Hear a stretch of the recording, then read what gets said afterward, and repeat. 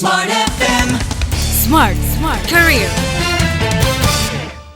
Mungkin Anda bosan dengerin dua kalimat ini, hard skill and soft skill. Tapi ya mau gimana lagi, kalau misalnya dua-duanya tidak dilatih, tidak ditemukan, apalagi itu kan konon kabarnya given from the God ya. Nah, udah dianugerahi nggak kita nurture, ya percuma gitu lah. Ada poin penting yang perlu Anda pahami di program podcast Smart Career kali ini, karena seorang Lolo Sianipar, founder PR Consulting, akan menjabarkan number one soft skill and many. Berarti banyak sekali skill yang perlu Anda ketahui dari kategori sudut soft skill. Kalau lo, apa kabar? Baik. Sehat? Alhamdulillah. Gimana soft skill apa nih yang kayaknya PR banget ya ngomongin soft skill ya? Iya. Tapi mungkin kalau sebelum masuk ke skill aku boleh ngobrolin saran aku nggak sih Boleh ya ke dong. teman yang mau mulai humas ini. Jadi kalau di PR itu menurut aku satu attitude yang harus satu mindset yang harus kita punya adalah ask, bertanya. Jadi kalau kita nggak bertanya dan kita nggak punya banyak pertanyaan, itu sebenarnya ada permasalahan juga untuk kita bisa berkomunikasi sama orang. Makanya aku suka banget kata Descartes, cogito ergo sum, yaitu I'm here because I'm thinking gitu ya. Aku ada karena aku berpikir kayak gitu. Jadi kemudian kan itu memunculkan pertanyaan, ini bukan existential crisis ya, tapi maksudnya kita bertanya kenapa kita ada di sini. Makanya aku selalu bilang sama ya, aku sering ngobrol dan share sama anak muda itu ask itu adalah ASK ya kan, bukan cuma bertanya why, when, 5W1H itu loh, ya kan. Kan kenapa, di mana, kapan, tapi lebih bagaimana? ke A-nya attitude, S-nya itu adalah skill, K-nya itu adalah knowledge. Jadi untuk kita bisa sukses di dunia karya, terutama di humas, karena kita adalah representasi brand di awal gitu kepada stakeholder, yang pertama adalah attitude menurut aku. Attitude untuk bisa sopan, tidak malas, exciting mengenai pekerjaan kita gitu, itu yang penting. Dan kemudian aku bilang skill itu, dan kemudian nanti skillnya disupport oleh K-nya knowledge. Kalau orang bilang kan knowledge udah ada waktu kuliah, enggak, karena itu enggak cukup. Karena seiring dengan perkembangan skill kita akan juga butuh untuk menambah knowledge kita. Jadi 3 itu yang menurut aku jadi kunci untuk jadi seorang profesional dan communicator yang baik, kayak gitu kan. Nah, kalau kita masuk ke skill, ya kan, adalah art skill itu ada 2, yaitu core skill dan non core skill. Nah, untuk core skillnya kita perlu kayak menulis, English, content writing, research, PowerPoint and Excel and everything, Microsoft Office, ataupun kita pakai Apple dan yang lain-lain, itu kita perlu ya. Project management, kayak kita perlu bisa setting objektif dan yang lain-lain, itu sangat penting untuk kita punya. Nah, itu adalah core skill dari hard skill gitu.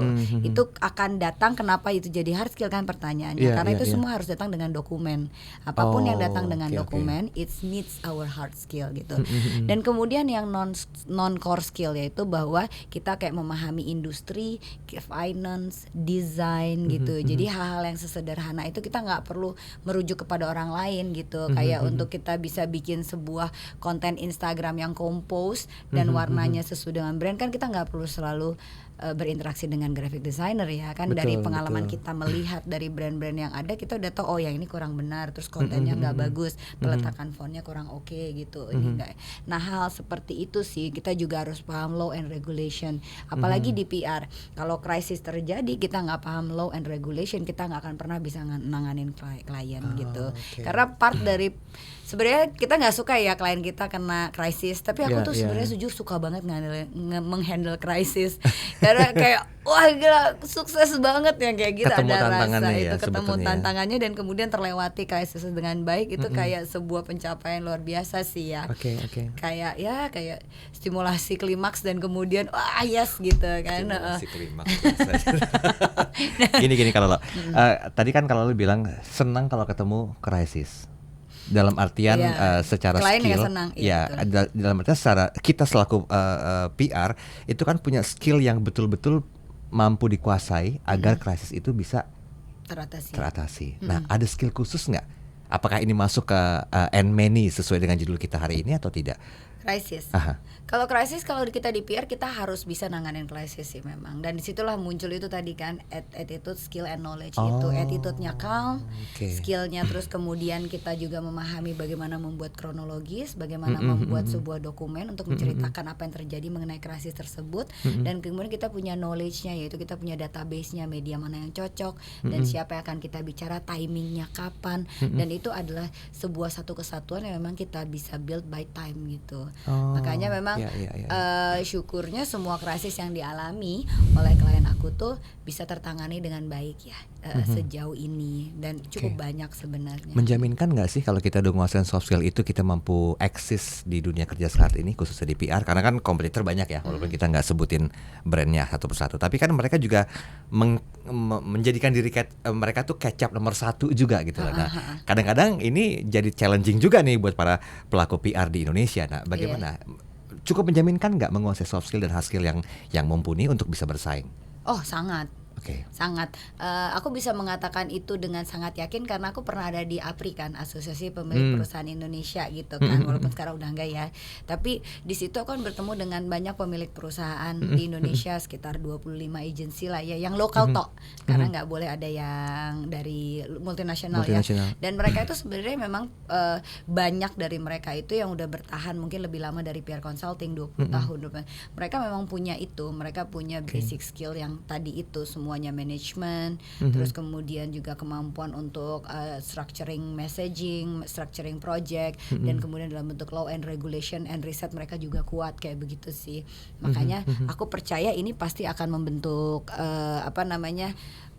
karir yang bagus, fondasi karir yang bagus untuk di PR. Tapi sebenarnya bukan cuma di PR doang, menurut aku bisa juga corporate communications, bisa juga brand activation gitu. Itu juga akan membentuk itu sih. Karena basically kan kita bersinggungan ya. Betul. Dan ini sepertinya agak terpola ya kalau lah ya. Untuk bisa menjadikan itu ya membuat sebuah breakthrough, mungkin nggak dari pola-pola atau pattern yang sudah dialami oleh para PR?